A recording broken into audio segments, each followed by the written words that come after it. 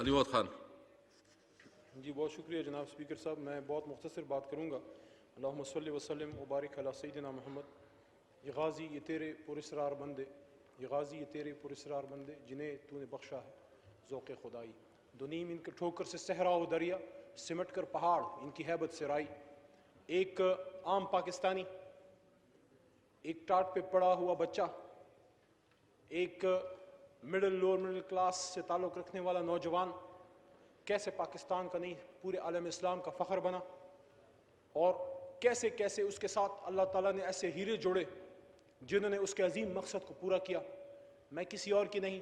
آپ کے اور ہمارے ہم سب کے محسن پاکستان ڈاکٹر عبدالقدیر خان صاحب کی بات کر رہا ہوں کہ جب ایک نوجوان پاکستان سے باہر گیا علم کی طاقت سے، وہ علم جو غار حرا میں حضرت محمد صلی اللہ علیہ وسلم کے سینہ اطہر پہ اترا کہ اقرا اقرا بسم ربک الذی خلق، اور بلا شبہ اسلام کو اللہ نے عظمت دی، طاقت دی تو علم کی بدولت دی. ہمارا قائد محمد علی جنابی he was a man of pen. قلم کی طاقت سے اس آدمی نے یہ ملک ہمیں بنا کے دیا، اور جس طرح قائد نے ملک بنا کے دیا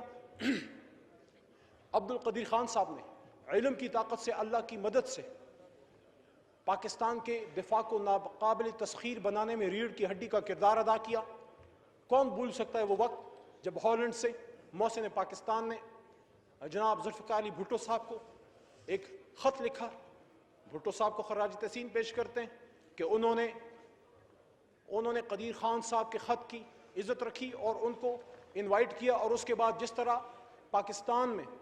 بھٹو صاحب کے بعد ضیاء صاحب، غلام اسحاق خان صاحب، بیچ میں محترمہ بینظیر بھٹو صاحب آئیں جب میزائل ٹیکنالوجی بھی پاکستان میں لانے کا اہتمام ہوا. سمر مبارک من صاحب، بے شمار ٹیکنیشین، بے شمار انجینئرز، بے شمار ہمارے میزائل ٹیکنالوجی نیوکلیئر ٹیکنیشینز، ہمارے ایک خان لیب سے تعلق رکھنے والے، ایک چپڑاسی سے لے کے ایک ٹاپ انجینئر تک، ان سب لوگوں کو پھر جب یہ دھماکے ہوئے میاں صاحب کے دور میں، اور آج بھی جب عمران خان صاحب وزیر اعظم ہیں اور ہمارے سپہ سالار، سب لوگ جو اس کو لے کے آئے، جنہیں اس کی نگہداشت کی، جنہیں اس کی نشوونما کی، جنہیں نے اس کے لیے قربانیاں دیں، اور جو آج بھی اس کا دفاع کا کردار ادا کریں، سب کو خراج تحسین. لیکن سب سے بنیادی کار اگر کسی کا ہے، کام کسی کا ہے، وہ ڈاکٹر عبدالقدیر خان صاحب کا ہے. اور ایک ایسی شخصیت کہ وہ ایک کمزور بگننگ سے سٹارٹ ہوئے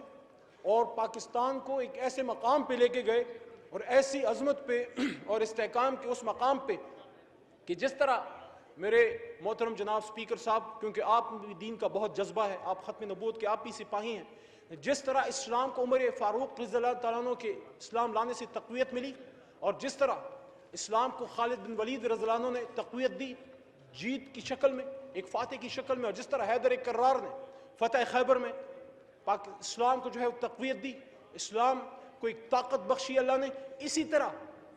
وقتاً فوقتاً اس طرح کے ہیروز اللہ نے اس امت کو دیتے رہے. اور بے شک محسن پاکستان ڈاکٹر عبدالقدیر خان صاحب ان لوگوں میں سے ہیں جو وقت ثابت کرے گا کہ نہ صرف پاکستان بلکہ اسلام کے اس قلعے کو مضبوط کر کے انہوں نے پورے اسلام کا دفاع کیا. تو اس لیے ہم ان کو خراج تحسین پیش کرتے ہیں اور دعا کرتے ہیں کہ پاکستان میں ایک نہیں ہزاروں ڈاکٹر عبدالقدیر خان صاحب جو ہیں وہ پیدا ہوں. بس میر صاحب پلیز.